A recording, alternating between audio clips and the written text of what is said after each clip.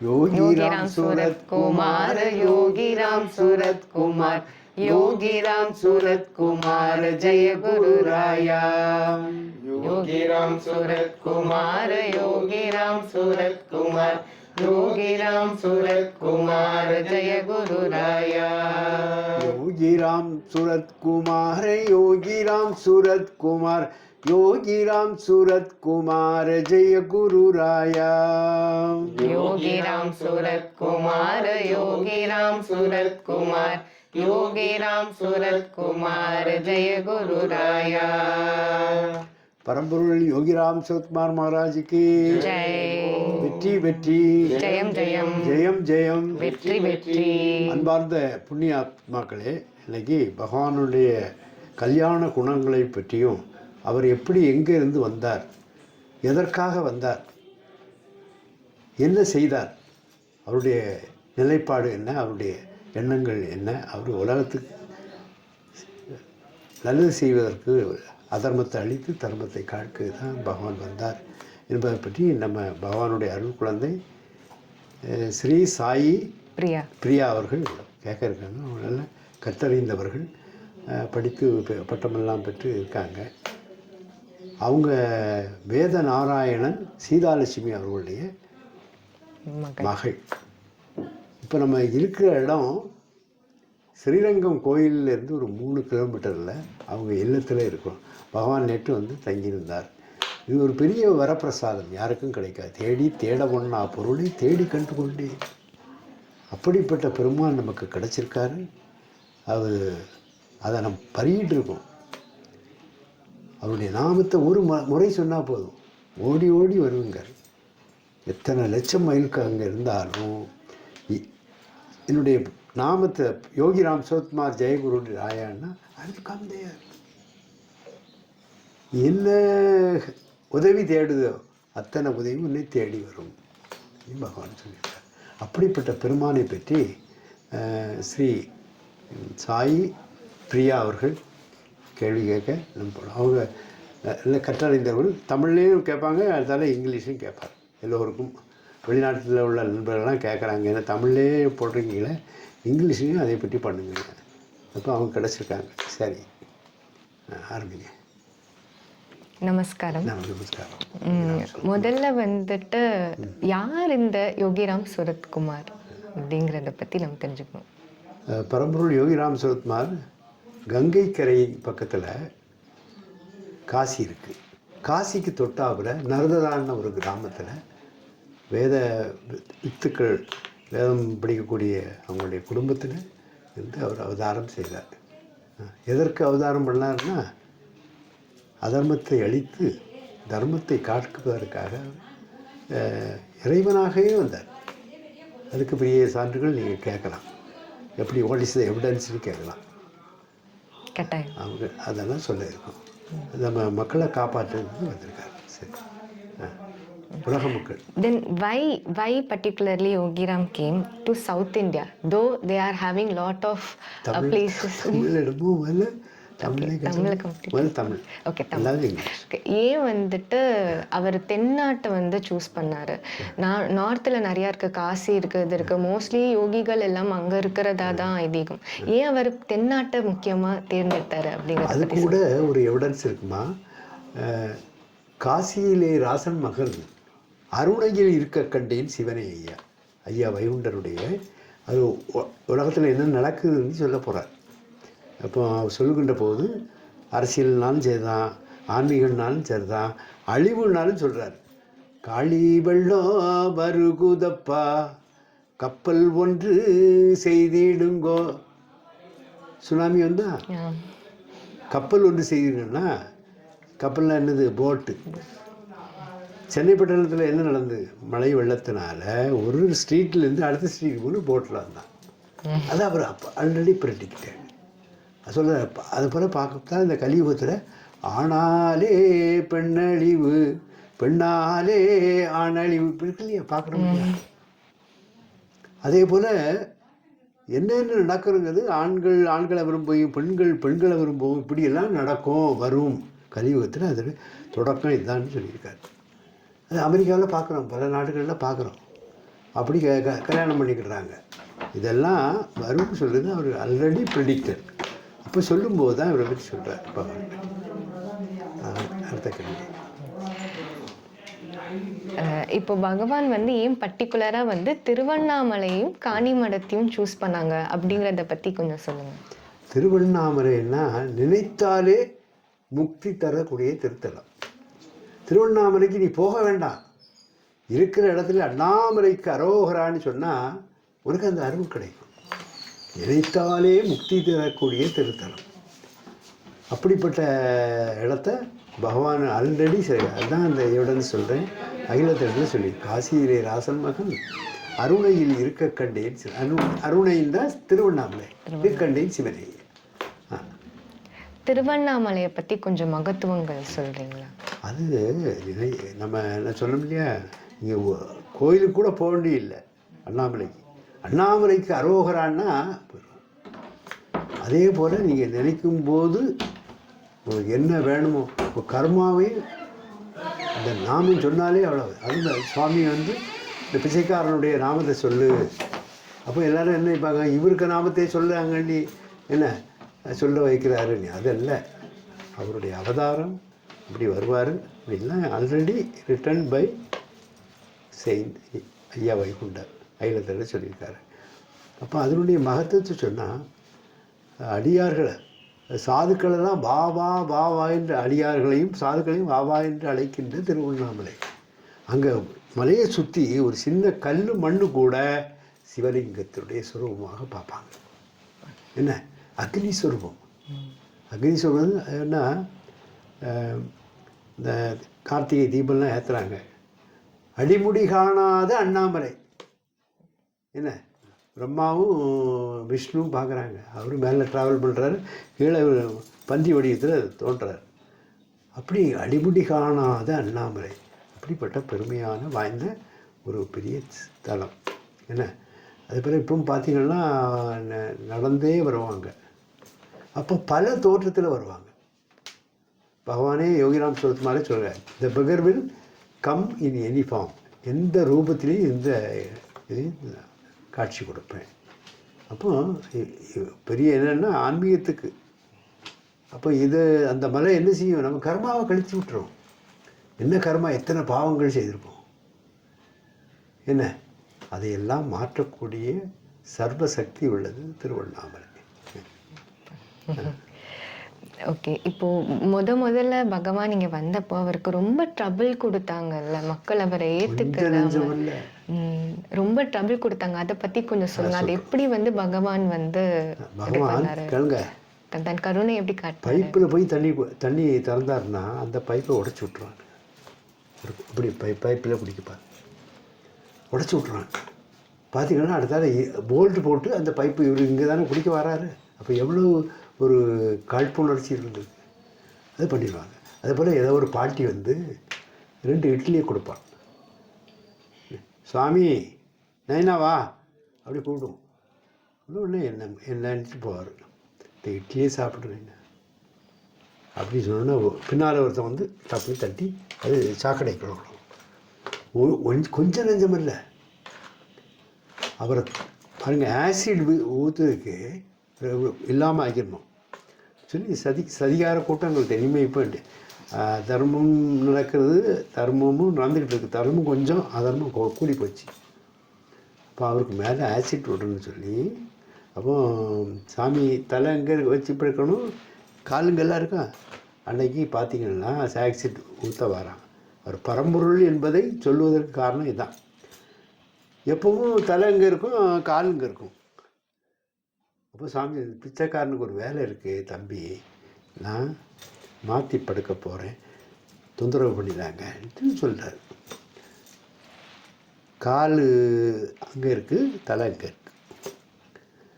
பார்த்தீங்கன்னா திடீர்னு ஒருத்தன் ஓடி வந்து ஒரு இல்லாம கொல்லணும்னு சொல்லி எண்ணத்தோட வந்து ஆசிடை ஊற்றுறாங்க.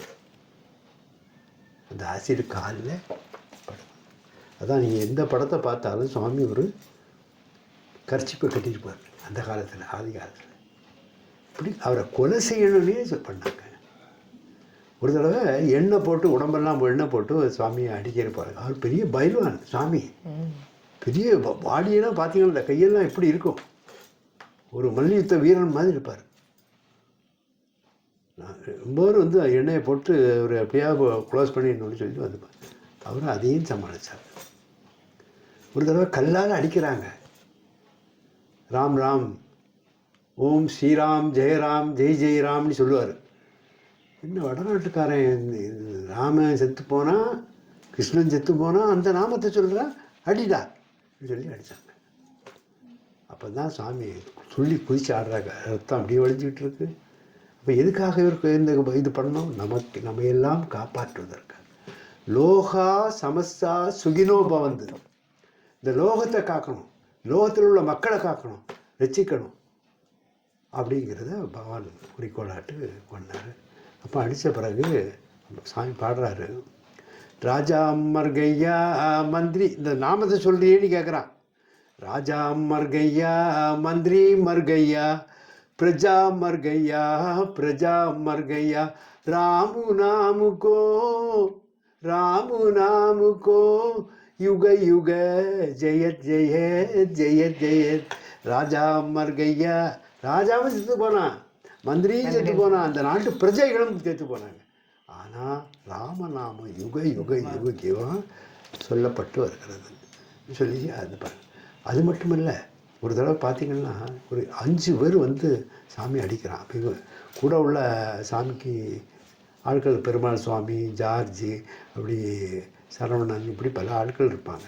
அவங்க ஓடி போய் அது பிடிக்க போகிறாங்க. இன்னும் அவங்க ஆசிரியரே அடிக்கடி எல்லாம் ரத்தமெல்லாம் வந்து அவங்க வேலை முடிஞ்சிட்டு அவங்க போட்டு ஒன்றும் சொல்ல வேண்டாம். அப்போ சாமி இதை போலீஸ் ஸ்டேஷனில் ரிப்போர்ட் பண்ணணும்.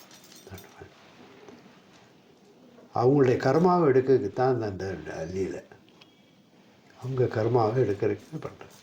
அதனால் ஒன்றும் செய்ய வேண்டாம்னு சொல்லி அப்படி பண்ணாங்க. பல சந்தர்ப்பத்தில்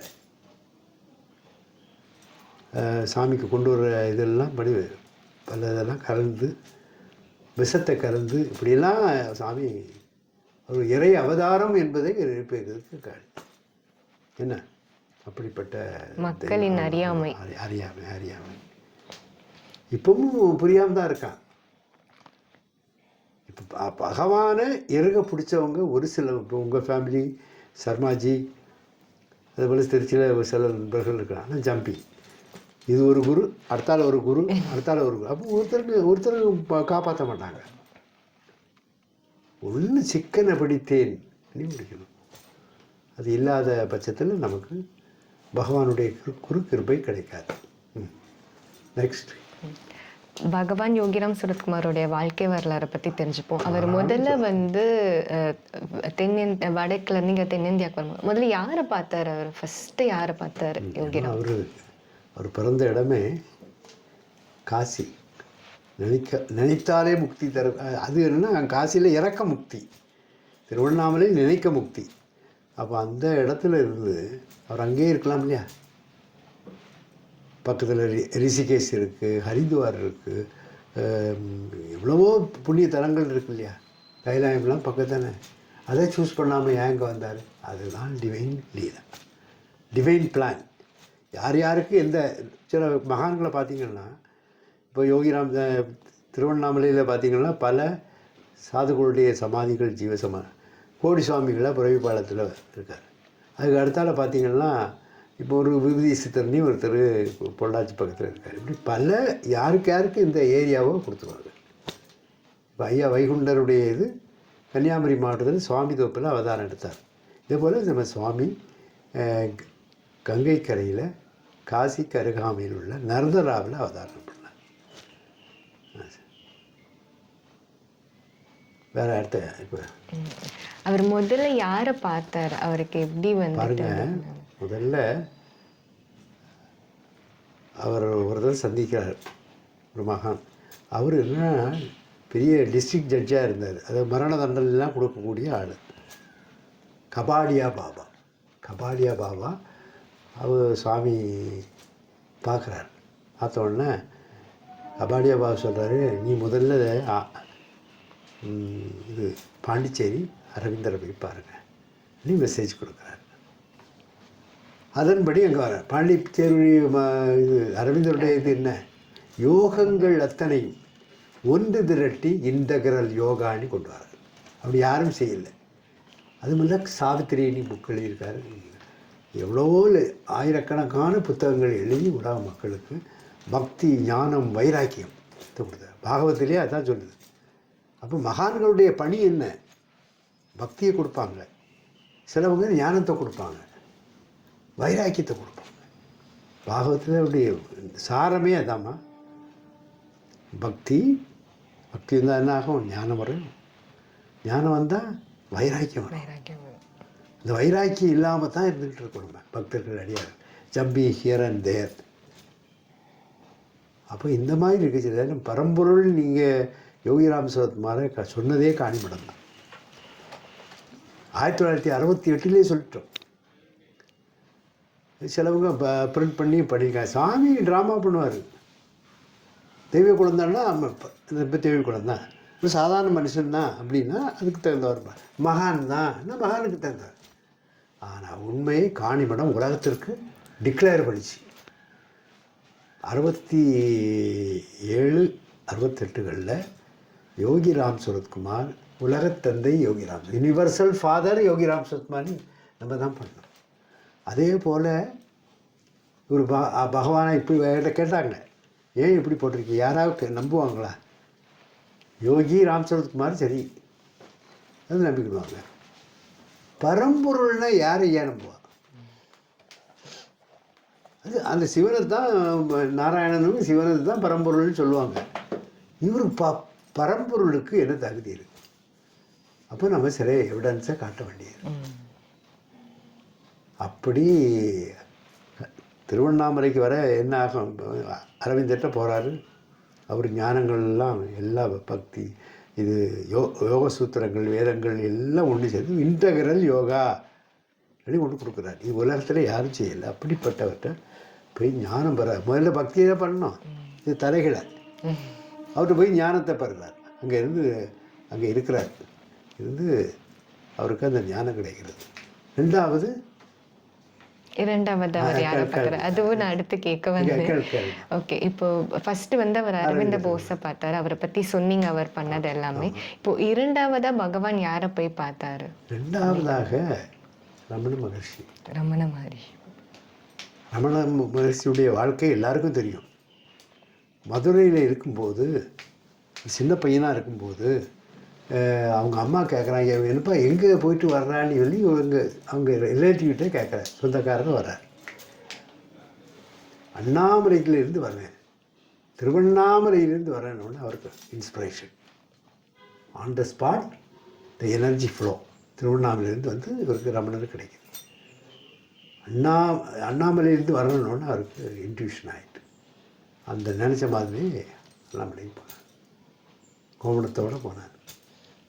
அப்போ அப்படிப்பட்ட பகவான் ரமண பகவான். அவரை போய் சந்திக்க பால் பிரண்டன், பெரிய அமெரிக்காவில் உள்ளவன், ஜெர்மனியில் உள்ளவன் அவர்கிட்ட போய் கேட்குறதுக்கு இல்லை.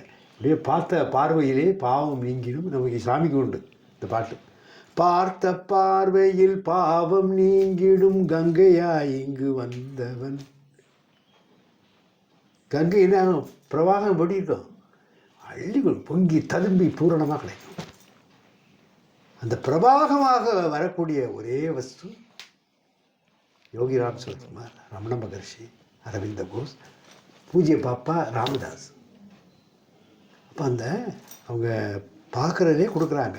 எல்லாம் பார்த்து அவ்வளோ வெள்ளக்காரன்லாம் இருக்கான். ஒருத்தன் நினைக்கிறான், நான் யாருன்னு சொல்லணும், எனக்கு தெரியணும் அப்படின்னு கேட்குறான். உடனே அவர் அப்படியே பார்க்குறாரு. அவனுக்கு உள்ள ஆன்சர் கிடைக்குது. இப்படி ஒவ்வொருத்தருக்கும் வாயினால் சொல்ல மாட்டார், பார்க்க பார்வையில் கிடைக்கும். பரிபூர்ணம் உணர்ந்த ஞானி விழிபட பார்வைப்பட புணர்ந்த பாவம் எல்லாம் பஞ்சாய் பறந்து போகுமே, கோடி கோடி நன்மை உண்டாகும். அப்படிப்பட்ட மகான்கள் கிடைப்பாங்கனால கிடைக்காது. நமக்கு கிடைச்சிருக்காங்க, தமிழகத்துக்கு கிடைச்சிருக்காங்க. அதனால தான் பகவான் நர்மதாவிலிருந்து, காசியிலிருந்து இங்கே அவருக்கு அங்கே சூஸ் பண்ணிக்கலாம். நீங்கள் கேட்டீங்க, அற்புதமான கேள்வி. அங்கேயே சூஸ் பண்ணி அங்கே தவம் பண்ணி பண்ணிடலாம். ஆனால் இங்கே தென்னாட்டுடைய சிவனை போற்றி எந்நாட்டவருக்கும் இறைவா போற்றின்னு சொன்ன போல அங்கே தேடி வர்றார்.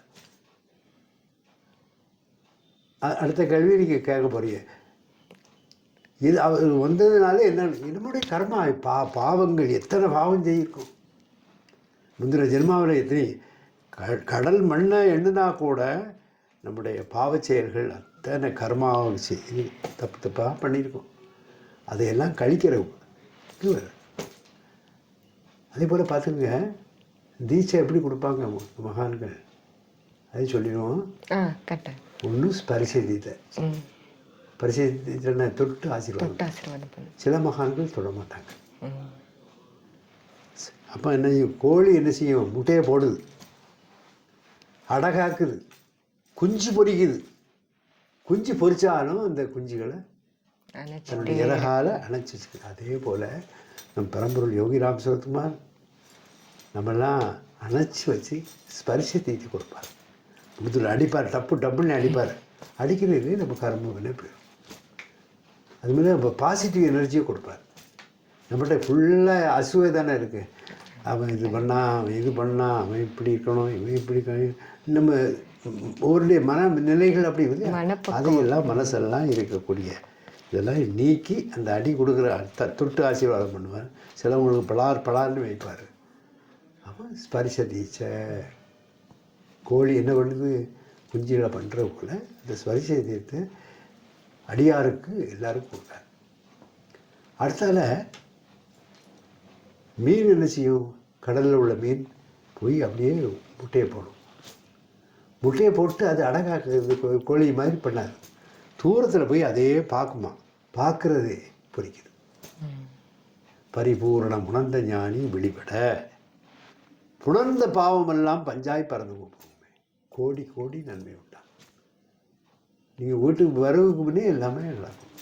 உங்களுடைய கர்மவினை அறுத்துவார், உங்களுக்கு என்ன கொடுக்கணுமோ கொடுத்துருவார். அதை பண்ணுறது. மூணாவது, கடலாமல் என்ன செய்யுது? கரையில் வந்து மண்ணை நோண்டுது, நோண்டி முட்டையை போடுது. இதை இந்த முட்டையை சாப்பிட்றதுக்கே பல இது காத்துட்டு வீடியோலாம் நம்ம ஒரு கான்செப்ட் ஆஃப் காணிபடத்தில் வரும், எல்லாம் வரும். போயிருக்கோம். அங்கேயே போய் தூரத்தில் போய் அதே நினைக்குமா, அது நினைக்கிறதே பொறிக்குது. அதே போல் நம்ம எந்த நாட்டுக்கு போனாலும் எங்கே போனாலும் if you change this beggar name, இந்த பிச்சைக்காரனுடைய பேரை ஒரு தடவை சொல்லு, நாங்கள் வருவேன், ஐ வில் கம், நான் வருவேன். அப்போ என்னென்னா இவ்வளோ லட்சம் மைலுக்கு எல்லாம் இருக்காங்கன்னா அது சொல்கிறார். எத்தனை லட்சம் மைல் இருக்காங்க. யோகி ராம் சரத்குமார் ஜெயகுரு ராயா வா, வெற்றி வெற்றி, ஜெயம் ஜெயம், ஜெயம் ஜெயம் வெற்றி நீ சொல்லினா வந்துடுவேன். இனி யூனிஃபார்ம் எந்த ரூபத்திலே வருவார். அதுக்கு ஒரு உதாரணம் நான் சொல்கிறேன். மலேசியாவில் நான் போயிருக்கேன். இருக்கும்போது அந்த நாங்கள் 4 மணிக்கு அந்த ஒரு பேரிகேட் மாதிரி வச்சுருப்பாங்க. அந்த இதுக்காக போகாதுங்க. அந்த போலீஸு அவன் அதிகாரிகள் எல்லாம் இருக்கான். அப்போ ஒன்று அதான் பாருங்கண்ணா காட்டினான். 3 காரை எரிஞ்சுக்கிட, 2-3 பேர் இப்படி இடக்கான், எல்லாம் மிஷின் கன். அதனால் இந்த ரூட்டோட போகாதுங்க, வேறு ரூட்டுக்கு போக முடியாது, அந்த இடத்துக்கு போகாதுங்க இருக்காங்க. உடனே எனக்கு அந்த வைராக்கியம் வாங்குது. அதான் ஆளும் பயந்துடக்கூடாது, இதுதான் வருது பார்ப்பேன். இவங்க சொல்கிறாங்க போகக்கூடாது, எங்கள் ரூல்ஸ் அது, போகக்கூடாது. அதை மீறி போனீங்கன்னா உங்கள் லைஃப் பாட் அதோட முடிஞ்சு நீங்கள் சொல்கிறேன். அப்போ யோகி ராம் சரத்குமார் ஜெயகுரு ராயான்னு அதை திறந்து விட்டு அங்கே போகிறோம். என்ன ஒன்று என் காருக்குள்ளே இந்த டிரைவர் ஆடுறான். இந்த மாதிரி ஆளாக இருக்கார். அண்ணி கூட வந்தவங்களும் பையங்க முன்னே போய் அங்கே வந்து தடப்படான்னு வர்றாங்க. வந்த உடனே யோகி ராம் சரத்குமார் ஜெயகுரு ராயா காப்பாற்று சொன்ன உடனே பகவான் வந்துட்டாருங்க. அந்த மிஷின் கண்ணெல்லாம் வச்சுட்டு இருந்தவன் அதில் படுத்து கிடக்கலாம் அவருக்கு பாதத்தில். அப்போ அவருக்கு காட்சி கொடுத்துட்டார். காட்சி மிக தருவார் காணிமடத்தில் யோகி ராம் சூரத்குமார் தேவாதி தேவனுக்கு தான் கொடுக்க முடியும். அது சொல்ல இங்கிலீஷில் சொல்லும்போது நம்ம கேட்கும்போது அது சொல்கிறேன். எத்தனை லட்சம் மைலுக்கு அங்கே இருந்தாலும் நான் வந்துடுவேன். யோகிராம் சரத்குமார் ஜெயகுருராயனா வந்துடுவேன். அப்போ பார்த்தீங்கன்னா அவன் ஒரு மிஷின் கன் போதும் எங்கே எல்லாமே போட்டு தள்ளிடுவான். அதே போல் காரையும் தீ வச்சிருவான். அப்படி தான் நடந்துக்கிட்டு இருக்கு அந்த இடத்துல. அப்போ பரம்பொருள் அது. அப்போ எனக்கு என்ன உணர்வு கொடுத்தாரு, எங்கேருந்து கூப்பிட்டாலும் நான் வந்துடுவேன். நான் கண் கூட அது அனுபவம் தான் குரு. குரு வார்த்தைக்கு அனுபவம் தான் குரு. நான் போகிறேன் திடீர்னு போகிற இடத்துல காரு வரீங்கன்னா ஒரு கார் இப்படி இதுவரை போயிடும். ஒரு கை வந்து நம்மளை அந்த காரை பிடிச்சிருக்கோம். இப்படிலாம் பல அனுபவங்கள். இந்த ரூட்டில் போவாங்க, அந்த ரூட்டில் போங்க அப்படிலாம் நமக்கு சாமி பல ரூபத்தில் தருவார். அதனால் அவருடைய மகிமையை எவ்வளவோ சொல்லிக்கிட்டு இருக்கலாம். சரி, அடுத்தல கரெக்டாக. இப்போது வந்துட்டு 3ஆவதாக வந்தவர் யாரை சந்திச்சாரு? ரெண்டாவது ரமண மகரிஷின்னு சொன்னீங்க. அப்படிப்பட்ட ரமண மகரிஷி அவருடைய இது என்னன்னா, நான் யார், அவரோட கான்செப்ட் அதை நம்மளும் அவருடைய கான்செப்ட் ப்ளஸ் நீ சிந்திக்கலாம். எந்த காரணத்துக்கு நம்ம அவதாரம் எடுத்தோம், சாமி நம்மளை பிறகு செய்யிருக்கார், என்ன வேலை பண்ணுறோம், பர்பஸ் ஆஃப் லைஃப், நம்ம கர்மா எவ்வளவு இது இருக்குது, அதையெல்லாம் அழிக்கிறது தான் செல்ஃப் என்கொயரி. ஒன்றுக்குள்ளே கேள்விகள். நம்ம செய்கிறது சரிதானா தப்பா, நம்ம அடுத்தவனை பற்றி நினைக்கிறோமே அதுக்காக வந்தோம், பகவானை பற்றி நினைக்கலாம் வந்தோம் அப்படிங்கிறது தான் செல்ஃப் என்கொயரி. ஹூ ஆம் ஐ, நான் யார், அதை கொண்டு வந்தார். அது உலகம் முழுதும் கிளிக் ஆச்சு. வெள்ளக்காரன் இவ்வளோ வரும் வந்தான், என்ன மெடிடேஷன் எல்லாம் பண்ணாங்க. அந்த ஒரு பெரிய பணியை பண்ணார் சுவாமி ரமண மகரிஷி. மூணாவதாக அவர் யாரை சந்திச்சார் அப்படிங்கிற? மூணாவது பப்பா ராமதாசர். ராமதாசர் இப்போ யோகி ராம் சரத்குமாரை பார்த்துக்கோங்க. ஃபர்ஸ்ட்டில் அரவிந்தட்டு போகிறார் ஞானம், அடுத்தால ரமண மகரிஷி தவயோகம், எல்லாம் தலைகளை வருது. பக்தியில் இருந்தாலும் அப்படி போவோம். மூணாவது பப்பா ராமதாசர் பக்தி. அவர் போல ஒரு பக்தி பண்ணது ஸ்ரீராம் ஜெயராம் ஜெய் ஜெயராமோ, ஸ்ரீராம் ஜெயராம் ஜெய் ஜெயராம், ஓம் ஸ்ரீராம, அவருடைய குரல் ஓம் ஸ்ரீராம ஜெய் ராம ஜெய் ஜெய் ராம, ஓம் ஸ்ரீராம ஜெய் ராம ஜெய் ஜெய் ராம, ஓம். அதே போல் பல புத்தகங்கள் எழுதினார். இன்கொஸ்ட் ஆஃப் காட், கடவுளை தேடி, விஷன் ஆஃப் காட், இப்படி பல புத்தகங்கள் எழுதி அது இன்டர்நேஷ்னலில் வருகிற எல்லா நாடுகளுக்கும் போய் நம்ம இந்து மதத்தில் பெருமையை சொன்னார். அதுமாரி ஒரு பக்தி யோகத்தில் பாருங்கள், ஒரே ஒரு இன்சிடெண்ட்டை சொல்கிறேன். நம்ம இப்போ இந்த சிதம்பரம் பக்கத்தில் இருக்கிறதுனால இவருக்கு டிக்கெட் இல்லாமல் தானே அந்த இப்போ சாதுக்கள் டிக்கெட் இல்லாமல் இவர் ராமநாமத்தை ட்ரெயினில் வச்சு ஜெபிச்சுக்கிட்டு இருக்கார். ஜெபிச்ச உடனே மற்றவங்க இவங்க ராமநாமம் காப்பாற்றுமா, அடுத்தால செக்கர் வரப்போகிறான் டிக்கெட்டு செக்கிங் பண்ணுறதுக்கு, அவன் பிடிச்சி நம்மளை அரெஸ்ட் பண்ண போகிறான். அப்போ அவர் சொல்கிறாரு, நண்பர்களே, ராமநாமத்தினுடைய மகிமையை பற்றி தெரியாமல் சொல்லாதுங்க. அவங்க நம்மளை அரெஸ்ட் பண்ணாலும் அது ராமனுடைய செயல், நம்மளை விடுதலை பண்ணாலும். அப்போ அதே மாதிரி சொல்லிக்கிட்டு இருக்கா. அப்போ உடனே நம்ம இத்தனை நாளாக பிரயாணம் பண்ணிக்கிட்டு இருக்கோம், அதுக்கு நமக்கு எல்லோரும் அப்படியே இருந்துக்கிட்டு இருக்கோம். அவர் சக்கர் வந்தாச்சு, நம்மளை பிடிச்சி இறக்கி விட்டாச்சு. உடனே அவர் சொல்கிறார், அந்த வார்த்தை பாருங்கள், நம்ம 6 நாட்களாக சகோதரர்களே ட்ராவல் பண்ணிக்கிட்டு இருக்கோம். நம்ம ரத்த ஓட்டத்தை சரி பண்ணதுக்கு தான் கீழே இறக்கி விடுறாரு. அதே போல் அந்த ஸ்டேஷன் மாஸ்டர் என்ன பண்ணுறாரு, இங்கேருந்து ஓடி அந்த மரத்தை தொட்டுட்டு வா, 1 கிலோமீட்டரில் ஒரு மரம் நிற்குது, போயிட்டு மாறி மாறி மாறி மாறி நம்ம ரத்த ஓட்டை சரி பண்ணதுக்காக ராமன் இந்த காட்சியை கொடுக்குறான். அப்படி பார்க்கும்போது இப்படி ஓடிக்கிட்டே இருக்கா. பப்பா ராமதாசரை சுற்றி ஒரு ஒளி அந்த ஸ்டேஷன் மாஸ்டருக்கு தெரியுது. உடனே ஓடி போய் விழுந்து சுவாமி மன்னிச்சுன்னு சொல்லி பனிஷ்மெண்ட் கொடுக்கறதுக்கு அடுத்தால ஜெயிலுக்கு அனுப்பணும், பண்ணாமல் அவர் என்ன பண்ணுறாருன்னா மன்னிச்சுட்டு எல்லாருக்கும், இந்த அடியார்களுக்கு எல்லாருக்கும் சாப்பாடு வாங்கி. அப்போ உடனே எல்லோரும் கேட்க அவர் காலையில் விழுறார். ராமன் எவ்வளவு பெரியவன், ராமநாமும் எவ்வளவு பெரிய நாமம், அது நம்மளை காப்பாற்று கடை தேத்துதுன்னு சொல்கிறார். அப்போ பார்த்தீங்கன்னா இது ஒரு சம்பவமாக. அடுத்தால இவர் எங்கே ட்ரெயின் போகணும்னு பார்க்கப்பட்டாங்க, கேட்கவும் மாட்டாங்க. அப்போ சாமி ஏறி போகிறார். அது எங்கே போகுது? சிதம்பரத்துக்கு போகுது. சிதம்பரம் கோயிலில் போய் பார்க்குறாரு. உள்ளே போகிறதுக்கு விட மாட்டாங்க. டிக்கெட்டுக்கு காசு கிடையாது, ஒன்றும் கிடையாது. அப்படி தூக்கி வெளியே விட்டுறாங்க. உடனே அவர் பார்த்தாரு, பசியாகவும் இருக்குது. அதனால் தெப்ப குளம் இருக்கு இல்லையா, அந்த குளத்துக்கு நீஞ்சி போய் நடுவில் ஒரு பெரிய கல் இருக்குது, அதில் வந்து ராமநாமம் சொல்லிகிட்டு இருக்கார். அதே பகவான் பாருங்கள் ஒரு ரூபத்தில் வர்றார். பாபுஜி இதர் தேக்கோ பாருங்கன்னு சொல்லி அவர் என்ன பச்சை பழம் சாப்பிடுவாரோ அந்த பழத்தை கொண்டு கொடுத்துட்டு வாங்கோ தரிசனத்துக்கு கூட்டிகிட்டு போகிறேன். Who came? Yogiram itself. Lord Shiva came. Papa Ramadoss.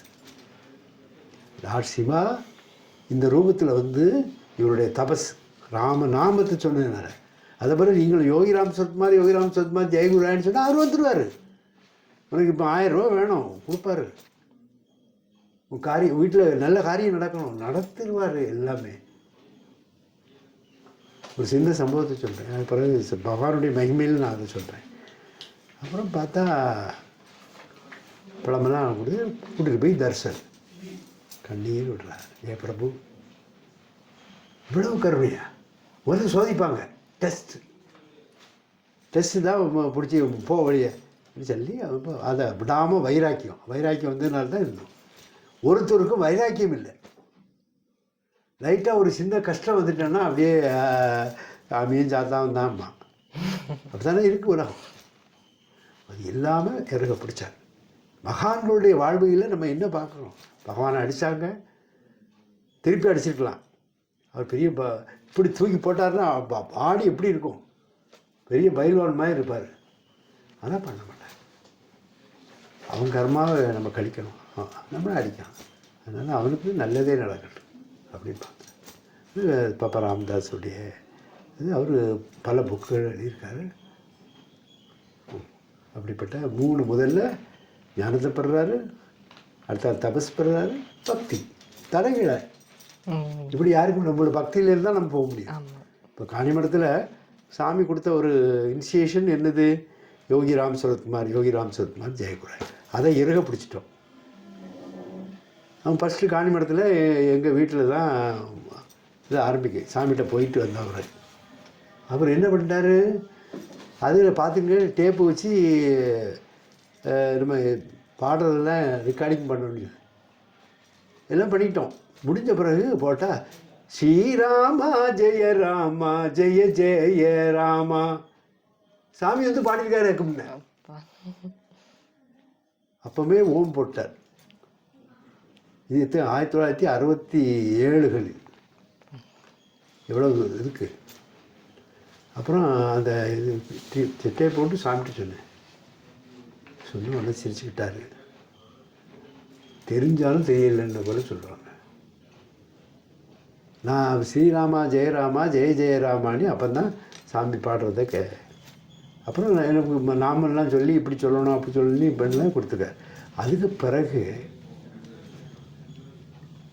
1968 சுவாமிக்கு ஜெயந்தி விழா நடத்தணும்னு சொல்லி மாயமுக்க சேர்ந்து உலகத்தந்தை யோகிராம் சொல்லுவாங்க, உலக அன்னை மாய் அவதார மிஷன் மாதிரி அப்படி வச்சு 2 வருஷம் பண்ணு. அப்போ கேரளாவில் கவர்னராக இருந்தவர் பா ராமச்சந்திரன், அவர் தலைமையில் தான் நடந்து 2 புக்கு வெளியிட்டார். அவதார உலகத்தந்தை யோகிராம் சொல்லுமா, உலக அன்னை மாயி. இந்த சர்ச்சை இது இப்படி யார் போட்டான்னு பகவான் சொன்னது யாருன்னு ஒருக்கா கேட்குறாரு பகவான். இந்த பிச்சைக்காரனை பகவான் சொன்னது யாரு சொல்லுவோம் கேட்கணும்னு நான் நினைச்சேன். ஏன் பகவான் தன்னைத்தானே பிச்சைக்காரர் என்று அழைக்கிறார் அப்படிங்கிறத கேட்கணும் அப்படின்னு எனக்கு ஒரு இது இருக்கு. மக்களுக்கு தெரிவிப்போம். எனக்கும் தெரிஞ்சதில்லை, நான் தெரிஞ்சுக்கிறேன். லார்ட் சிவா யாரு? பிச்சைக்காரர் தானே, திருவோடு தானே வச்சிருப்பாரு. பிச்சாண்டேஸ்வரர்னு சொல்லி இன்றைக்கி ராமநாடு ஜில்லாவில் பார்த்தீங்கன்னா பிச்சாண்டேஸ்வரர் கோயில் இருக்குது, சிவன். அப்போது பிச்சைக்காரன்னு சொன்னார், அவர் தான் சொருபங்கிறத பல 100 ஆண்டுகளுக்கு முன்னால் எழுதப்பட்டிருக்கார். புகட்டை சிரட்டையுடன் பனைவோலை விசிறியுடன் அண்ணாமலை இருப்பான் சிவனே ஐயா, சிவபெருமான் தான் அவன். அப்போ யோகிரம் வரது முன்னாடியே எவிடன்ஸ் மூலமா இது பண்ணியிருக்காங்க. அப்படி ஒரு சில எவிடன்சஸ் சொல்கிறீங்களா? ஆமாம், இது மட்டும் இல்லைம்மா, காசியிலே ராசன் மகன் அருணையில் இருக்க கண்டேன் சிவனை. காசியில் பிறந்தவர் காசியிலே இருக்கலாம் இல்லையா? காசிக்கு அதை விஸ்வநாதர் ஆலயத்தில் இருந்தார்னா அவருக்கு எல்லா ஞானமும் கிடைக்கும், எல்லாம் கிடைக்கும். அவர் ஏன் இங்கே தேடி வந்தார்? நம்ம எல்லோருக்கும் பக்தி ஞானம் வைராக்கியம் வரணும், எல்லாருக்கும் முக்தி கொடுக்கணும். எல்லாம் பக்தியில் இடையில ஓடிடுறாங்க. இன்றைக்கி ஒரு நாமம் சொல்லுவான், நாளைக்கு ஒரு நாமம் சொல்லுவான். ஒன்றே தெய்வம் நீயே பகவான் அபயம் தருவாய் குருநாதா, 2 செவிகளில் சதா உன் நாமம் ஒலிக்க செய்வாய் குரு. அப்படி யாருமே செய்யலை, அது பகவான் பண்ண. 3 உலகம் அளந்தவன் நீதான். அப்படி அந்த பாட்டிலே எல்லாம் வரும். 5 கல்வரை அடி ஒரு ஒன்று ரைஸ் ஆகிட்டே இருக்கு இல்லையா?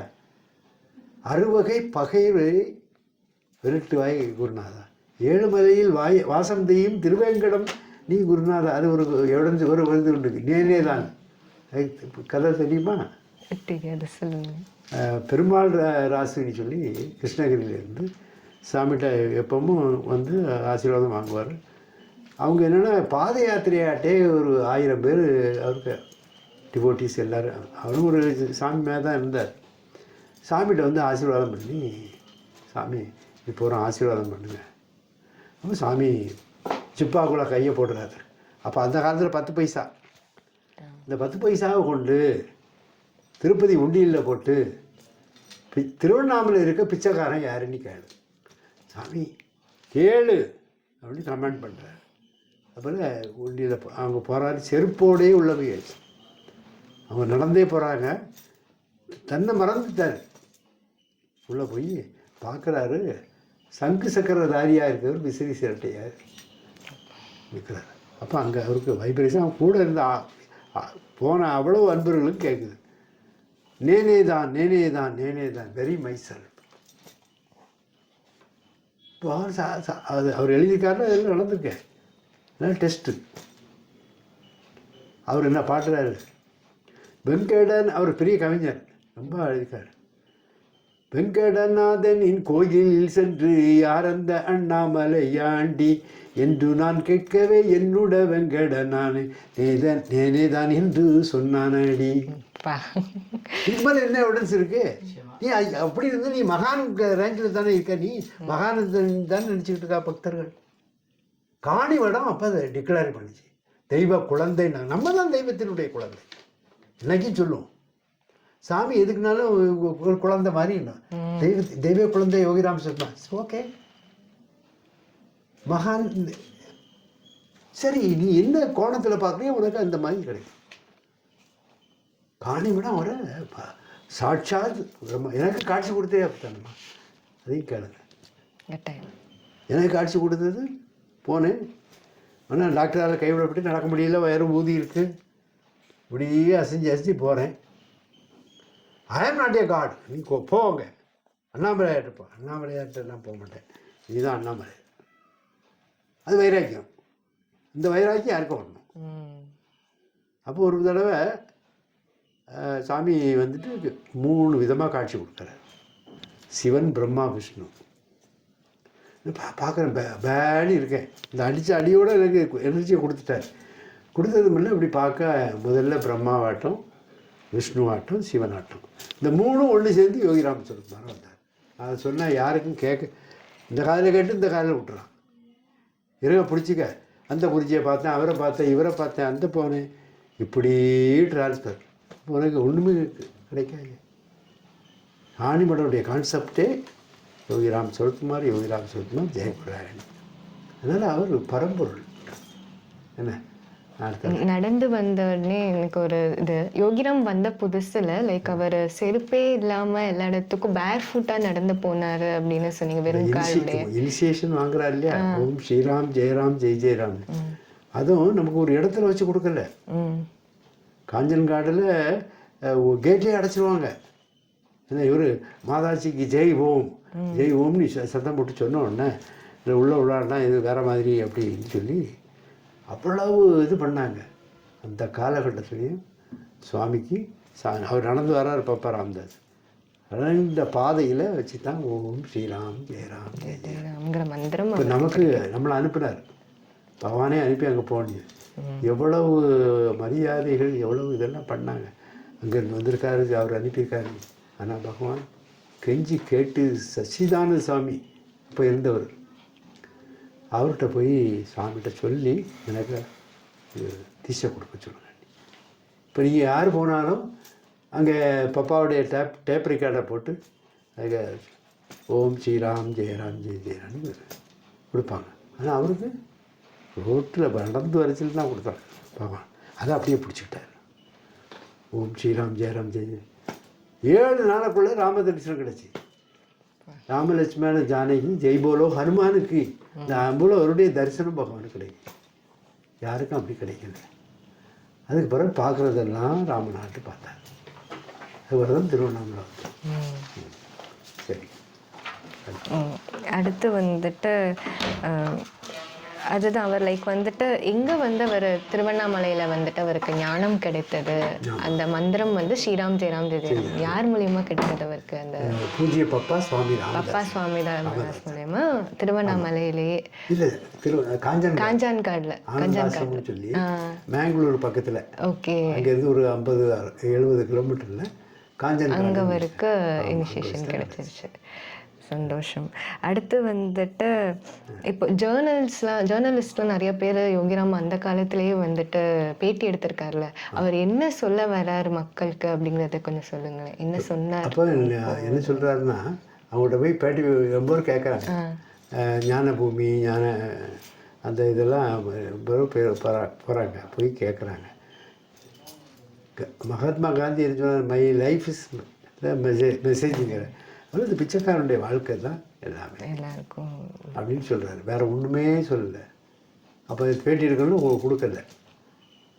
அப்போ அவருடைய மெசேஜ் என்ன? அவர் காலையிலேருந்து ஃபுல்லாக எப்பவும் இந்த கையை எப்படி வச்சுட்டு இருப்பார். 24 மணி நேரமும் நாம ஜபம். அது எதுக்கு?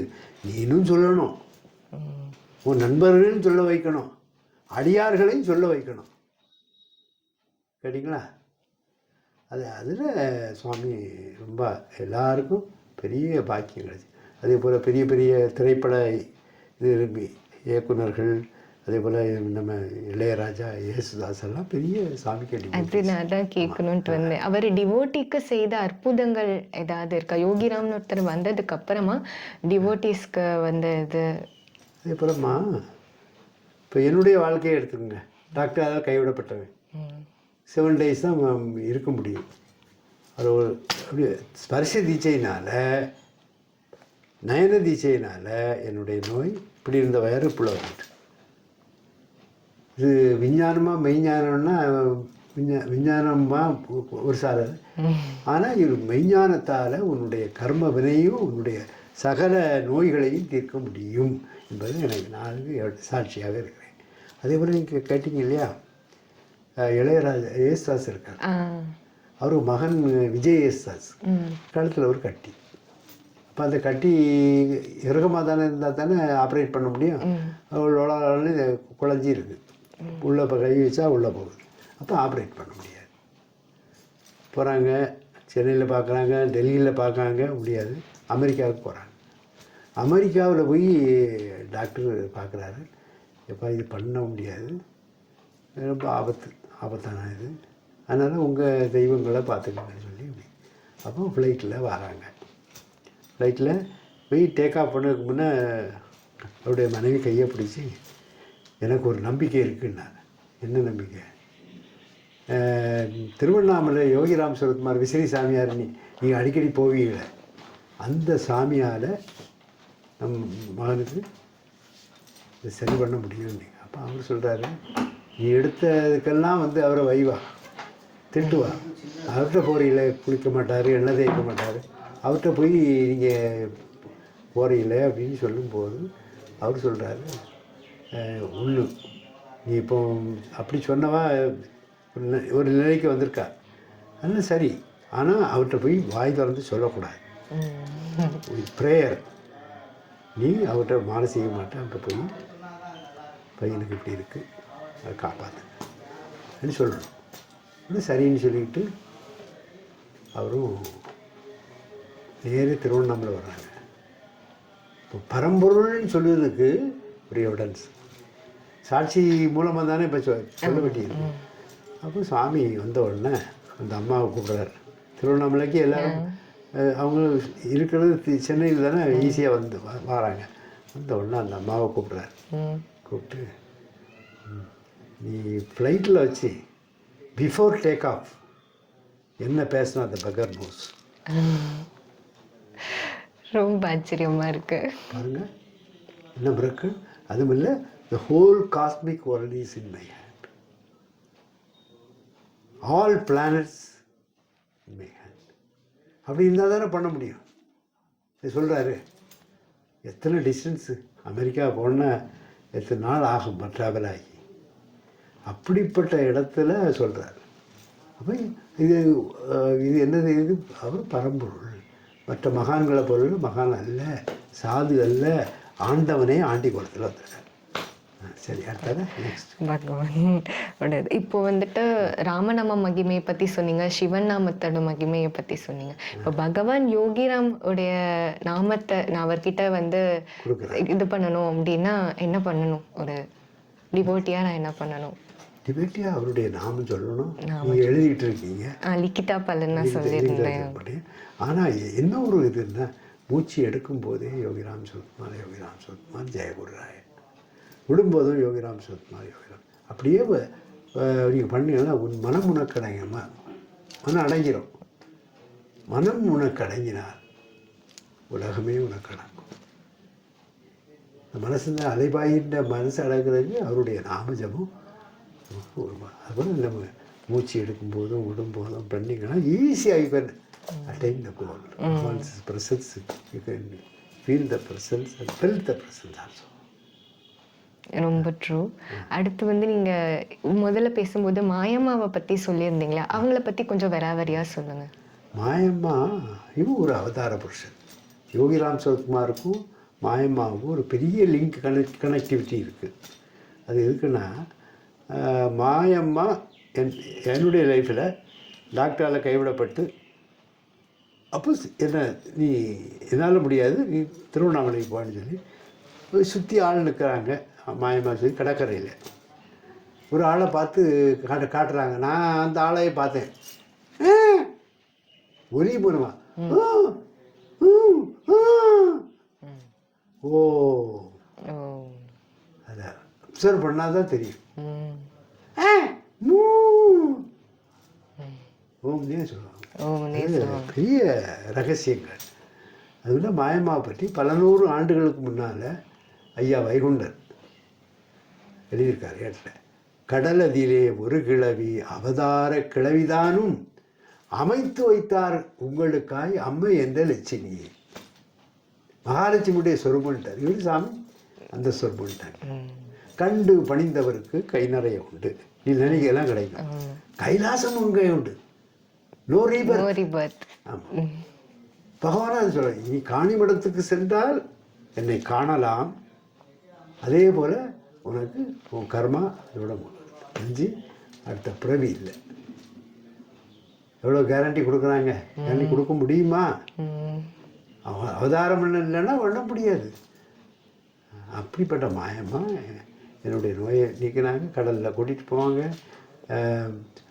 எல்லா குப்பைகள் மீன்ஸ் இது பகவதி அம்மனுக்கு போட்ட மாலைகள்லாம் போட்டுருவோம், பச்சையாக இருக்கும். அதெல்லாம் கூட்டி வச்சுட்டு சூரியனை பாடி ஃபயர் ஆகிடும். அப்பா, என்னுடைய பேண்ட்டு சட்டை நான் வைக்கிறா இருக்கும்போது எல்லாம் போட்டு சர்டிஃபிகேட் எல்லாம் கிழிச்சு உள்ளே போட்டாச்சு. அப்படிப்பட்ட அம்பா. விஸ்வரூப தரிசனம் காட்டினார். அப்பா. தான் யாருங்கிறதையும் காட்டிட்டார். பகவானும் காட்டிட்டாரு, அம்மாவும் காட்டினார். அம்மாவும் கட்டிட்டாங்க ரெண்டு பேருமே. ரெண்டு பக்கம் அம்மையப்பனாக காட்சி தந்தாங்க. அடுத்தது வந்துட்டு இப்போ நம்ம வந்து சயின்ஸ்க்கும் சாஸ்திரத்துக்கும் உள்ள ஒரு கனெக்டிவிட்டியை பற்றி பார்ப்போம். நீங்கள் எவ்வளோ படிச்சிருக்கீங்க. ஆமாம். சயின்ஸுக்கும் சாஸ்திரத்தையும் பார்க்கும்போது விஞ்ஞானத்தை விட விஞ்ஞானம் தான் பெருசுன்னு சொல்லி நிரூபிச்சுட்டு இருக்காங்க. என்ன ரெண்டும் பெருசு இல்லை, எல்லாமே ஒன்று தான் அப்படிங்கிறது தான் நான் தெரிவிக்க வரேன். ஏன்னா நான் வந்து இதுவரை நான் வந்து எனக்கு இன்னொரு பழக்கம் இருக்குன்னா நிறையா சாமி இது ஸ்பிரிச்சுவல் அப்படி நிறையா சொல்லுவாங்க. நான் ஒரு சயின்ஸ் ஸ்டூடெண்ட். நான் பயாலஜி உடல் ரீதியாக படிக்காததே கிடையாது. அவ்வளோ படிச்சிருக்கேன் உடல் ரீதியாக என்ன நடக்கும் எப்படி இருக்கும் அப்படின்ட்டு. ஒவ்வொன்றும் நான் கம்பேர் பண்ணி பார்க்கும்போது நம்ம மகான்கள் சொல்றதும் இவங்க சொல்றதும் அப்படியே ஒரே விஷயம் அப்படிங்கறத தெரிஞ்சதுக்கு அப்புறம் நான் ரொம்ப மெய்சிலிருத்தி போயிட்டேன். மருதாணி போட்டிருக்கீங்க, மருதாணியோட தாத்பரியம் சொல்றேன். மருதாணி வந்து அந்த காலத்துல எல்லாம் எழுதி வச்சுட்டாங்க. நீங்க பாத்தீங்கன்னா நம்ம எல்லா சுவாமி கையிலயுமே மருதாணி இருக்கும். அது வந்து பாத்தீங்கன்னா அவ்வளோ மருத்துவ குணங்கள் உடையது. நம்மளோட நரம்பு மண்டலம் இந்த விரங்கள்ல வந்து எட்ஜில் இருக்கும், அதே மாதிரி பாதங்கள்லயும் இருக்கும். ஸோ இப்போ இந்த மருதாணியை வந்து நம்ம அந்த இடத்துல வைக்கும் போது ஆட்டோமேட்டிக்காக நம்ம பிரெயின்ல இருந்து எல்லாமே கூல் டவுன் ஆகும், காம் டவுன் ஆகும். ஓகேவா? அது வந்து ரொம்ப முக்கியமான விஷயம். பித்தம் எல்லாம் இருந்தால் மருதாணி வச்சா தெரிஞ்சிடும் பித்தம் இருக்கா இல்லையா. உடம்பு அந்த 5 இது சொல்லுவாங்க இல்லையா, சித்தா மெடிசன்லையும் சரி நம்ம எங்கதுலையும் நான் சொல்லுவோம்.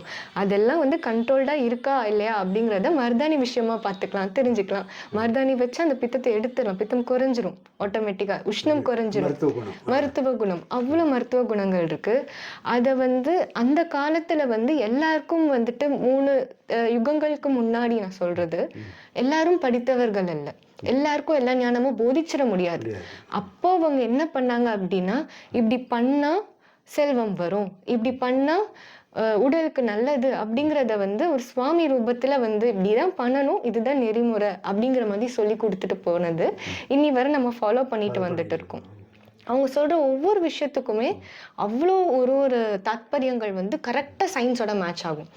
இந்த அமாவாசை அப்போ விரதம் இருக்கணும், பௌர்ணமி விரதம் இருக்கணும், ஏன் கடல் சீற்றம் ஜாஸ்தியாக இருக்கு, அப்போ இதெல்லாம் வந்து கவனிச்சவங்களுக்கு தான் வந்துட்டு அதை பற்றி தெரியும். மகான்கள் வந்து சும்மா சொல்லுவாங்க, இதை பண்ணாத, இப்படி பண்ணாத, இது செய்யாத, நான் இப்படி செய் அப்படின்னு சொல்லும்போது நம்மளுக்கு புரியாது அவங்க ஏன் சொல்றாங்கன்னு. அவங்களுக்கு பயங்கர ஞானம் இல்லையா. அதுக்கு காரணம் நம்ம உடல்ல நடக்கக்கூடிய ஒரு சில மாற்றங்கள் அவங்க உணர்ந்து இப்படி பண்ணா நன்மையை தரும் அப்படின்னு சொல்றது. சயின்ஸ்ல இப்போ இருக்கிற காலகட்டத்துல இப்படி பண்ணா நன்மையை தரும் அப்படின்னு சொன்னாங்க.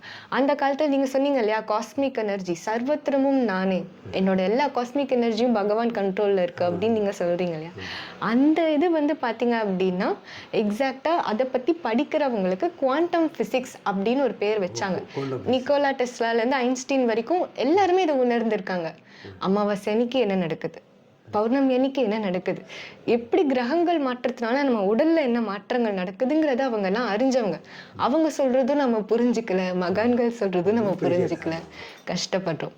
இப்பவும் நான் சொல்றேன், பிளைண்டா பகவான் சொன்னதை நம்ம ஃபாலோ பண்ணாலே அவ்வளோ நன்மைகள் நம்மளுக்கு நடக்கும். எல்லாமே பார்த்தீங்கன்னா, ஏன் இன்னைக்கு ஏகாதசி விரதம் இருக்கணும், ஏன் விரதம் இருக்கிறோம், அந்தந்த நாள் அன்னைக்கு நம்ம உடம்புல என்ன நடக்குது, ஏன் சூரியன் வந்து போயிடுச்சுன்னா, இப்போதான் லைட்டுங்கிற ஒரு கான்செப்ட், சூரியன் போயிடுச்சுன்னா எல்லாரும் தூங்க போயிடுவாங்க. அப்போ என்ன நடக்குது, உங்க பாடிக்கு என்ன நன்மை நடக்குது, பிரம்ம முகூர்த்தத்துல எந்திரிக்கணும், எந்திரிச்ச உடனே காலையில எழுந்தவுடன் படிப்புன்னு சொன்னது மாதிரி காலையில எந்திரிச்ச உடனே அந்த காலத்துல வந்து தப்பஸ் பண்ணி நம்ம பிரெயின் நம்ம பாடியை வந்து நம்ம கண்ட்ரோல்ல வச்சுக்கிறதுக்கு பிரம்ம முகூர்த்த வேலையில எந்திரிச்சா அவ்வளோ ஒரு இது. ஸோ எந்திரிச்ச உடனே என்ன பண்ணணும், சுவாமிக்கெல்லாம் விளக்கேற்றிட்டு நாமம் சாண்டிங் உட்காந்து பண்ணால், ஸ்ரீராம் ஜெயராம் ஜெயராம் சொல்லி ஓம் நம சிவாயனாலும் சரி, யோகிராம் சரத்குமார் நாமமே சொன்னாலும் ரொம்ப பிரசித்தியாக அப்படி நம்ம ஒரு நிலைப்படுத்துகிறோம். ஒரு ஃபோக்கஸ், ஒரு பாயிண்ட் ஃபோக்கஸ் பண்ணும்போது கிரியேட்டிவிட்டி ஜாஸ்தியாகும், பிரெயின் ரொம்ப ஆக்டிவாக இருக்கும். அப்போ தூங்கிட்டு இருந்தோம் அப்படின்னா நம்மளுக்கு பிரெயின் வந்து சுகப்படாது. இப்படி ஒவ்வொன்றும் நான் சொல்லுவேன். திலகம் வைக்கிறதுக்கு ஏன் நிறைய பேர் கேட்டிருக்காங்க, ஏன் பொட்டு வச்சிருக்க நீனு அப்படின்னு. இப்போ இருக்கிற மாடர்ன் வேர்ல்ட்ல அழகு சாதனங்கள்ல பொட்டு வைக்கிறது எடுத்துடுறாங்க நிறைய பேர். பொட்டு வைக்கிறது ஃபேஷன் கிடையாது, பழைய காலத்து இது கிடையவே. பொட்டு கட்டாயம் வைக்கணும். அதுவும் ஏன் சுவாமி கொடுக்குற பிரசாதங்கள் எல்லாமே நெத்தில இடுறோம் அப்படிங்கிறதுக்கு ஒரு பெரிய ஒரு தாத்பரியம் இருக்கு. அது நெத்தி பொட்டுல வந்து நம்ம இப்படி தட்டிகிட்டே இருந்தோம் அப்படின்னா, எல்லாரும் பண்ணி பார்க்கலாம். இப்போ நம்ம இப்படி பண்ணிகிட்டே இருந்தோம் அப்படின்னா, நம்மளுக்கு வந்துட்டு கொஞ்சம் கொஞ்சமாக பார்த்திங்கன்னா நம்ம கண்கள் உணரும், நம்ம காது பின்னாடி உணரும், தொண்டையில் வந்து உங்களுக்கு ஃபீல் ஆகும். இப்படி பண்ணிகிட்டே இருந்தோம்னா மூக்கு நுனையில் வந்து உங்களுக்கு ஃபீல் ஆகும். இந்த ஒரு இடத்த இப்படி சும்மா தட்டிகிட்டே இருங்க, ஃபோர்ஸ் கூட தர வேணாம். இப்படி தட்டிகிட்டே இருக்கையில் நம்மளுக்கு அந்த உணரும். அப்போ வந்து இங்கே வைக்கிற ஏதோ ஒரு பாயிண்ட் இங்கே இருக்கிற அத்தனை பேரையும் வந்துட்டு கண்ட்ரோல் பண்ணுது. ஸோ அப்போ இந்த ஒரு பாயிண்ட்ல வந்து நம்ம வந்து பகவானோட திலகம் வைக்கும்போது நம்மளுக்கு அதில் எல்லாமே சேனலைஸ் பண்ணுது. அது வந்து நம்ம உணர முடியும். நீங்கள் பண்ணி பாருங்கள், உங்களுக்கு தெரியும். இப்படி இப்படி பண்ணோம்னா அதே மாதிரி இன்னும் நிறைய சொல்லுவேன்.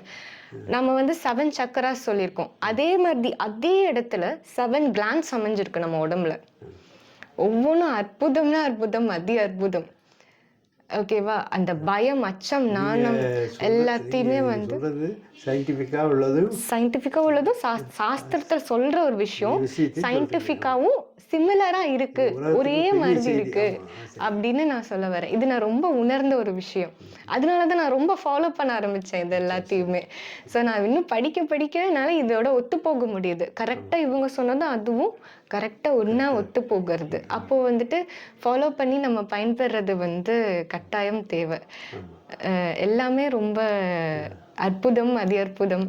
என் லைஃப்லயே நிறைய அதி அற்புதங்கள் வந்து பகவான் யோகிராம் பண்ணி கொடுத்துருக்காரு. கட்டாயம் சொல்றேன். என்னாச்சு, எனக்கு வந்துட்டு எங்க அம்மா அப்பா பிறக்கிறதுக்கு முன்னாடியே எங்களுக்கு அப்போ முதல்ல யோகிராம் சரத்குமார்னு ஒருத்தவர் எங்களுக்கு தெரியவே தெரியாது. ஒரு ஃபோட்டோ ஆனால் அவர் எங்கள் வீட்டில் இருக்கு. நாங்கள் சுவாமி ரூம்ல வச்சு பூஜை பண்ணிட்டு இருக்கோம். அவர் யாருன்னு எங்களுக்கு தெரியாது. ஸோ ஒரு யோகிராம் சரத்குமார் ஃபோட்டோ ஒன்று வீட்டில் வச்சு நாங்கள் பூஜை பண்ணிட்டு தான் இருந்தோம். ஆனால் அவருக்கு எங்களுக்கு யார் என்ன ஒரு ஐடியா தெரியாது. சும்மா ஒருத்தவங்க கையில் கொடுத்தாங்க, நாங்கள் வாங்கி வச்சுக்கிட்டோம். அப்படி இருந்ததா. எங்கள் அம்மா அப்பா வந்து கல்யாணமாகி 3 வருஷமாகியும் குழந்தைய இல்லை. அப்போது வந்துட்டு அம்மா வந்து ட்ரீட்மெண்ட்க்கு போகணுமா வேணாமா, அப்போலாம் இப்போ தான் இந்த ட்ரீட்மெண்ட்லாம் ரொம்ப இதாக இருக்குது, பிரசித்தி பெற்றிருக்கு. அப்போ வந்து ரொம்ப இது யாரும் போக மாட்டாங்க. நம்ம இந்தியன் இதுபடி அதெல்லாம் இயற்கைக்கு புறம்பானதுன்னு நிறைய பேர் போக மாட்டாங்க. அப்படி இருக்கிற காலகட்டத்தில் ட்ரீட்மெண்ட் போகணுமா வேணாமா நம்ம யோசிச்சுட்டு இருக்கும் போது ஒருத்தர் பச்சை கலர் டர்பன் கட்டிட்டு ரோட்டோரமாக உட்காந்துருந்தாரு. அவர் வந்துட்டு இங்க வா அப்படின்னு கூப்பிட்டுட்டு ஒரு கோமணம் தான் கட்டியிருந்தாரு. உடல்ல ஒரு துணி இல்லை, பிங்கான பச்சை கலர்ல டர்பன் மட்டும் கட்டியிருந்தாரு. நல்லா கட்டிட்டு டா தண்ணி குடி போ அப்படின்னாரு. அம்மா வந்து அந்த தண்ணி வாங்கிட்ட, எந்த தண்ணி என்ன எதுன்னு தெரியல. ஏன்னா அந்த பாட்டில் வந்து பார்த்தீங்கன்னா கசங்கி இது இருந்தது, லேபிள் எதுவுமே கிடையாது. ஆனாலும் அம்மாவுக்கு அப்போ ரொம்ப தாகம். கையில் தண்ணி வாங்கினதுக்கப்புறம் அவங்களுக்கு ரொம்ப தாகம். குடிச்சிட்டாங்க. உடனே குடிச்சிட்டு போயிட்டு ஒரு 3 monthsல பார்த்தீங்கன்னா கன்சீவ் ஆகுறேன். அப்படி பிறந்த நான் குழந்தை. அதுக்கப்புறம் வந்து பகவான் யோகிராம் சரத்குமார் எக்ஸாக்ட்லி அவரோட குழந்தைன்னு தான் நான் சொல்லுவேன். அவரோட குழந்தை தான் நான். அப்போ வந்து வீட்டில் வந்து அம்மா அப்பதான் அந்த ஃபோட்டோவை பார்க்குறாங்க. எக்ஸாக்ட் டிட்டோ அந்த ஃபோட்டோவில் இருந்த மாதிரி தான் அவர் அந்த தண்ணி கொடுத்தவர் இருந்தார். அம்மாவுக்கு ரொம்ப அடி போயிட்டாங்க. அப்போலேருந்து அந்த யோகிராம் சரத்குமார் பற்றி நிறைய நாங்கள் பார்க்கறது தெரியுது. நாங்கள் ஆந்திராவில் தான் இருந்தோம் ரொம்ப இனிஷியல் ஃபேஸஸில். அப்போ வந்து அம்மா திருவண்ணாமலையில் வந்து பார்த்தாங்க யோகிராம். அப்போ தான் காணிமடத்தை பற்றி தெரிஞ்சது. காணிமடம் போகணும்னு நாங்கள் ரொம்ப வருஷமாக இருந்துட்டு இருந்தோம். எங்களுக்கு அந்த பாக்கியம் கொடுக்கவே இல்லை. விடாமல் நாமத்தை சாண்ட் பண்ணிக்கிட்டே இருந்தோம். யோகிராம் நாமத்தை சொல்லிகிட்டே இருப்போம். பூஜையில் இதாக இருந்துட்டு இருந்தது. நிறைய இது பண்ணும்போது நாகர்கோயில் வேற வந்திருக்கும். காணிமடத்துக்கு வந்தது கிடையாது. நாகர்கோயில தான் எங்க பாட்டி வீடு இருக்கு. அங்க நிறைய வாட்டி வந்திருக்கும். ஆனா காணிமடத்துக்கு வர முடியல. அப்படியே ஒரு சூழ்நிலை இருந்துட்டே இருந்தது. ஒரு வாட்டி எங்க தாத்தா அவர் வந்துட்டு வா காணிமடம் தானே, இங்கதான் 5 கிராமத்துல இருக்கணும், கூட்டு போறேன் வா அப்படின்னாங்க. சரின்னு சும்மா விளையாட்டுக்கா போனோம். அங்க ஆமா அம்மா அப்பா நான் கூட அப்ப எனக்கு வர இன்னும் பாக்கியம் கிடைக்கல. அதுக்கப்புறம் தான் எனக்கு வாய்ப்பு கிடைச்சது. ஸோ அம்மா அப்பா ஃபர்ஸ்ட் போறாங்க அந்த இடத்துக்கு. தம்பியும் வந்திருந்தான். போய் பார்க்குறாங்க. பார்த்துட்டு அம்மாவுக்கு வந்துட்டு அந்த ஆம்பியன்ஸ் அந்த இதில் வந்துட்டு அம்மா அப்படியே ரொம்ப மெய்சில் எடுத்து போயிட்டாங்க. அம்மாவுக்கு அப்போ தான் லைஃப்பில் நடந்த ஒரு இதையும் பார்க்கும்போது அப்படியே டிட்டோ நடந்த ஒரு சில இன்சிடென்ட்ஸும் இங்கே நீங்கள் சொல்கிற இன்சிடென்ட்ஸும் சிமிலராக இருக்கும். அம்மாவுக்கு வந்துட்டு இது எல்லாமே அவரோட லீலை தான் அப்படின்ட்டு அம்மா கண்டிப்பாக நீ பார்க்கணும் பிரியா அப்படின்னாங்க. அடுத்த சந்தர்ப்பத்தில் நான் வரும்போது முதல்ல நான் காணிமடத்தில் வந்தேன். வரும்போது நான் சொல்கிறேன், எனக்கு 10th கிளாஸ்ல இருந்து ஒழுங்காக சாப்பாடு கிடையாது. அந்த 9th 10th 11th 12th படிக்கிற பருவம் சொல்லுவாங்கல்ல, பப்ளிக் எக்ஸாம் இது ஒழுங்காக எனக்கு சாப்பிடுவேன். ஆனாலும் அந்த போதுமான அளவு சாப்பாடு இருக்காது. சின்ன டிஃபன் பாக்ஸில் கட்டிட்டு எடுத்துகிட்டு போகிறது தான், பெருசாக இது இருக்காது. 10 வருஷமா எனக்கு ஒரு ஆக்சிடென்ட் ஆச்சு 9th. அப்போலேருந்து கொஞ்சம் பிளட் வேறு லாஸ் ஆயிடுச்சு. அனீமியா வந்துட்டு மருந்தெல்லாம் சாப்பிடுவேன். அதுக்கு அனீமியா மருந்து சாப்பிடுவேன். செலைன்ல ஏற்றுவாங்க 3 நாளைக்கு ஒரு தடவை செலைன். எனக்கு சரியே ஆகலை. எனக்கு வந்து புண்ணு வரும், இந்த வாயில் அப்படியே ரத்தமாக கொட்டும். அந்த லெவலுக்கு ஒரு புண்ணாகும். அயன் டேப்லெட்ஸ் எடுத்தாலே புண்ணாகும். அந்த மாதிரி புண்ணாயிட்டே இருந்துட்டு இருந்தது. நான் நிறுத்திட்டேன் கம்ப்ளீட்டாக. எல்லாரும் வந்து மாமிசம் சாப்பிட சொன்னாங்க. நீங்கள் மாமிசம் சாப்பிடுங்க, உங்களுக்கு குணமாகும்னு. நான் சொன்னேன், அப்படிதான் இந்த உயிர் இருக்கணும்னா உயிர் பிரியறதுல எனக்கு ஆட்சிமன் இல்லை. நான் டாக்டர்கிட்டே சொல்லிட்டேன். அவங்க என்ன இந்த பொண்ணு இப்படி பேசுது, திமிரா பேசுதுன்ற லெவலுக்கு அவங்க சொன்னாங்க. இதுக்காக நீங்கள் விட்டு தர மாட்டீங்களா அப்படி இப்படின்னு. நான் சொன்னேன், கிடையவே கிடையாது அப்படின்ட்டு. நான் ரொம்ப ஸ்ட்ரிக்டாக சொல்லிட்டேன். காணிமடத்துக்கு வந்த தடவை நெல்லி ரசம்னு நீங்கள் ஒன்று கொடுத்தீங்க. வெள்ளத்தில் வந்து நெல்லிக்காய் போட்டு அரைச்சி நெல்லி ரசம்னு ஒன்று கொடுத்தீங்க. ஒரு டம்ளர், நல்ல பெரிய டம்ளர் நிறையா கொடுத்தீங்க. அதை குடிச்சிட்டதுக்கு அப்புறமா எனக்கு ஒரு நல்ல தெம்பு வந்தது. நிஜமா நான் போய் சும்மா டெஸ்ட், நான் மந்த்லி டெஸ்ட் மட்டும் எடுத்துக்குவேன். ரொம்ப லெவல்ஸ் கீழே குறைஞ்சிடக்கூடாதுன்னு டெஸ்ட் எடுத்து பார்க்குறேன். 3 பாயிண்ட்ஸ் ஏறி இருக்கு மேலே.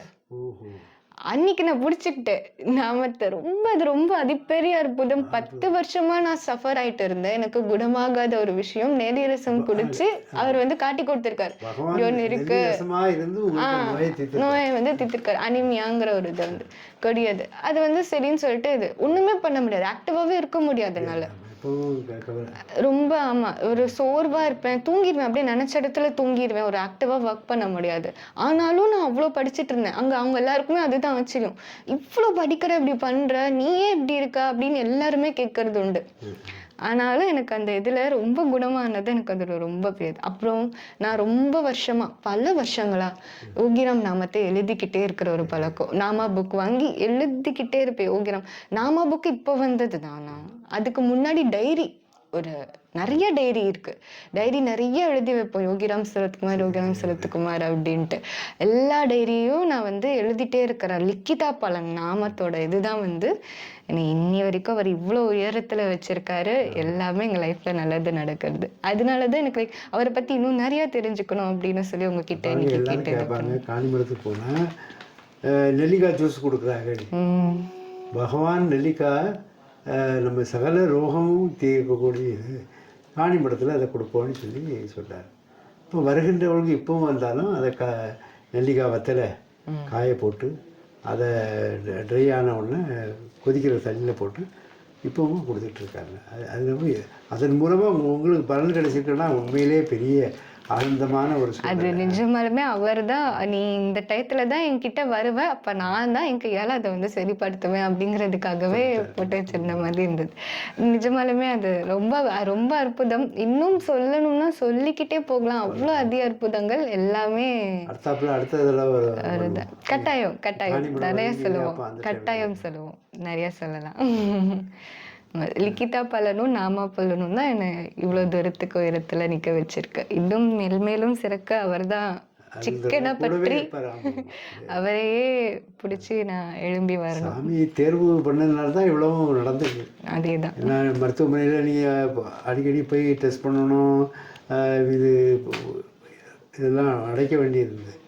ஆனால் அது இல்லாமல் நெல்லிக்காய் ஜூஸ்னால மூலம் பகவான் காப்பாற்றிருக்காரு. வேறு எந்த மாத்திரை எடுத்தாலும் எனக்கு ஒத்துக்கலை. அதுதான் பிரச்சனை. ரொம்ப புண்ணாக இருந்தது, ஒத்துக்கவே இல்லை எனக்கு. கையில் அந்த இது ஏற்கனவே அரிக்கிற மாதிரி பண்ணிருச்சு. ஒத்துக்கலை, நிறுத்திட்டாங்க அவங்க அந்த மெடிக்கேஷன்ஸையே. நீ சாப்பாட்டில் தான் கொண்டு வரணும் அப்படின்ட்டு இருந்துட்டு இருந்தாங்க. கீரைலாம் நான் நிறையா சாப்பிடுவேன், நான் ஒதுக்கி வைக்க மாட்டேன். சாப்பாடுல எல்லாமே சாப்பிடுவேன். ஆனாலும் எனக்கு இந்த இது சரியாகவே இல்லையே அப்படின்ட்டு இருந்துட்டு இருந்தது. நிறைய பேர் நிறைய சொன்னாங்க, நிறைய ட்ரை பண்ணேன், எனக்கு எதுவும் கிடைக்கல. ஆனால் இந்த நெல்லி ரசம் இன்னைக்கும் நான் வந்து ஒரு ஜூஸ் குடிப்பேன், நெல்லிக்காய் ஜூஸ், பகவானுக்கு வந்துட்டு நினச்சிட்டு. இன்னைக்கும் நான் பீட்ரூட்டு, நெல்லிக்காய், கருவேப்பிலை எல்லாம் போட்டு அடிச்சு குடிக்கிறது வழக்கம். அன்பார்ந்த புண்ணியாத்மாக்களே, இன்னைக்கு பார்த்தீங்கன்னா அவங்களுடைய ஒரு நெல்லிக்காய் ரசம் எவ்வளோ மெடிக்கல் ட்ரீட்மெண்ட் எடுத்து அவங்க வாழ்க்கையை பற்றி ரொம்ப இப்படி இருக்கும்போதே தூங்கிடுவேன்னு சொன்னாங்க. அப்படிப்பட்ட குழந்தைக்கு பகவான் எப்படி கூடவே இருந்து மருத்துவ சிகிச்சை கொடுத்துருக்காரு, நெல்லிக்காய் ஜூஸ் மூலமாட்டு என்பதை நம்ம உணர்ந்துக்கிறோம். அதை கேட்டுக்கொண்டு இருக்கின்றவர்கள் யாவரும் பல்லாண்டு பல கோடி 100 ஆண்டு வாழ்ந்து எல்லா நலம் பெற்று சிறக்க நம் பெருமானுடைய திருவடியை வேண்டுகின்றோம். ஜெய் யோகிராம் சுரத்குமார் மகாராஜுக்கு ஜெய். வெற்றி வெற்றி ஜெயம் ஜெயம். ஜெயம் ஜெயம். வெற்றி வெற்றி. ரொம்ப நன்றி நன்றிம்மா.